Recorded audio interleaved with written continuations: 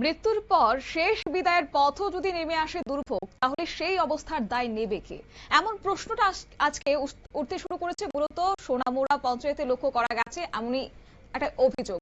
এবং সেক্ষেত্রে বলে রাখি যে সোনামুড়া নগর পঞ্চায়েতের ২ নম্বর ওয়ার্ডের ঠাকুরমুড়া চৌমুহনীর মহা শ্মশানে দীর্ঘদিন ধরে বিদ্যুৎ এবং পানীয় জলের সংকট নিয়ে ক্ষোভে ফুঁসছেন স্থানীয় বাসিন্দারা। আর রাতের অন্ধকারে শবদাহ করতে গিয়েই চরম ভোগান্তির শিকার হতে হয়েছে সাধারণ মানুষকে। এবং স্থানীয়দের অভিযোগ হচ্ছে যে শ্মশান প্রাঙ্গণে বিদ্যুৎ পর্যাপ্ত পরিমাণে নেই, পানীয় জলের ব্যবস্থা না থাকায় রাতের বেলায় শবদাহ করতে এসে চরম দুর্ভোগের মুখে পড়তে হয়েছে মৃতের পরিবার এবং আত্মীয় স্বজনদের।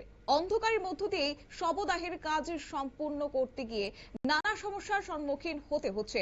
পাশাপাশি পানীয় জলের অভাবে পরিস্থিতি আরো জটিল হয়ে উঠেছে।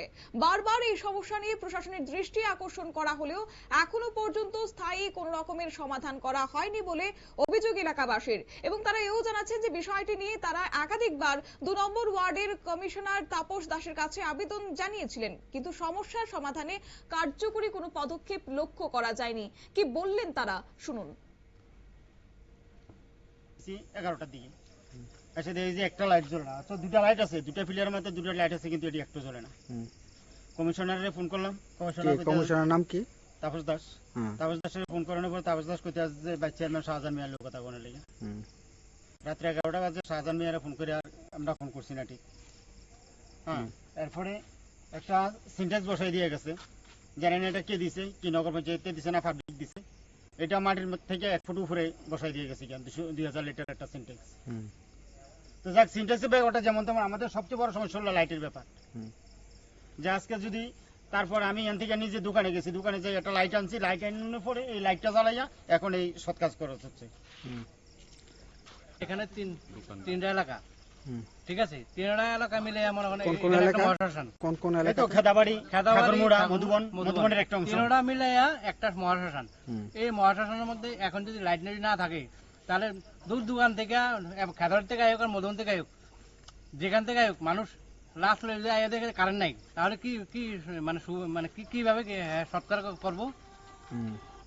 ঠিক আছে, এরপরে লগে একটা প্রশ্ন নেই, এটা ঘাট আছে, ঠিক আছে, কোন লাইটের কোনো ব্যবস্থা নেই, এটা তো কোনো লাইটের ব্যবস্থা নেই। এরপরে আমার মামা যেটা কইছে, সিনটেক্স যে বয়সে, সিনটেক্স 1 ফুট মাটির থেকে 1 ফুট উপরে বয় দিয়ে, মানে এটা কে বয়সে কিটা এটা আমরা জানি না। শবদাহ করতে আসা লোকজনদের বক্তব্য আপনারা শুনলেন। তারা কি কি সমস্যার সম্মুখীন হয়েছে সবটাই কিন্তু তুলে ধরেছেন ক্যামেরার সামনে। এবং তারা এও বলেন যে তারা বারবার প্রশাসনকে জানিয়েছেন, উল্টো লক্ষ্য করা যায় তাদের নগর পঞ্চায়েতের ভাইস চেয়ারম্যানের সঙ্গে যোগাযোগ করার পরামর্শ দেওয়া হয়েছে বলে তারা জানিয়েছেন। এতে করে ক্ষুব্ধ হয়েছে স্থানীয় বাসিন্দারা। বক্তব্য হচ্ছে যে জনগণের ভোটে নির্বাচিত জনপ্রতিনিধিদের কাছ থেকে এমন দায়িত্ব জ্ঞানহীন মনোভাব তারা আশা করেনি। তবে শ্মশানের মতো একটি গুরুত্বপূর্ণ এবং সংবেদনশীল স্থানে বিদ্যুৎ এবং জলের মতো মৌলিক পরিষেবা নিশ্চিত করা প্রশাসনের দায়িত্ব বলে কিন্তু মনে করছেন তারা। যাই হোক, এখন দেখার বিষয় হচ্ছে স্থানীয়দের এই দীর্ঘদিনের দাবি কত দ্রুত গুরুত্ব দিয়ে বিবেচনা করে সোনামুড়া নগর পঞ্চায়েত, সেদিকেই তাকিয়ে রয়েছে এলাকাবাসী। নিয়ে নিচ্ছে ছোট্ট একটি বিজ্ঞাপন বিরতি, সঙ্গে থাকুন।